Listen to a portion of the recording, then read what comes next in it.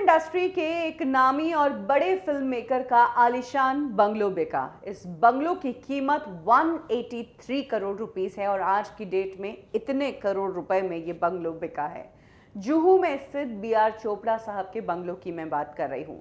B R. Chopra industry का बहुत बड़ा नाम थे। महाभारत से लेकर कई सारी फिल्में उन्होंने इंडस्ट्री में बनाई और अपना पूरा एम्पायर खड़ा किया। बी.आर. चोपड़ा का बंगलो जुहू में कौन नहीं जानता। वो सिर्फ उनका घर नहीं था, बल्कि वो उनके बिजनेस का भी कई सारा काम वहीं से करते थे। लेकिन एक टाइम के बाद बी.आर. चोपड़ा की प्रोडक्शन की फिल्में फ्लॉप होने लगी, जिसके बाद वो भारी कर्ज में डूब गए। कहा जाता है कि बी.आर. चोपड़ा साहब की डेथ के बाद उनके बेटे रवि चोपड़ा ने पूरे मामले को सुलझाने की कोशिश की और जितना भी कर्ज था वो चुकाने की कोशिश की और करीब करीब 2013 आते आते उन्होंने बंगले को फिर से रिवाइव कर दिया और प्रॉपर्टी को पूरा अपने कब्जे में लिया।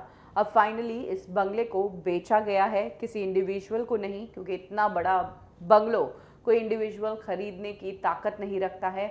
इस बंगले को रियल एस्टेट डेवलपर कंपनी ने खरीदा है, जो जुहू में सेम जगह पर बंगले को हटाकर एक हाई एंड बिल्डिंग लेकर आने वाले हैं। सबसे बड़ी बात, बी.आर. चोपड़ा साहब का बंगलो जुहू के जिस एरिया में लोकेटेड है, वहाँ पर कई बड़ी फिल्म पर्सनालिटीज़ रहती हैं और ये वही सोसाइटी है जहाँ पर बड़े बड़े स्टार्स के बंगलोज हैं और उन्हीं में से ये एक बंगलो है जिसकी कीमत तय हुई है 183 करोड़ रुपीस में। और अगर बात करें इस प्रॉपर्टी की स्टैम्प ड्यूटी की, तो 11 करोड़ रुपए तो सिर्फ स्टैम्प ड्यूटी ही लगी है।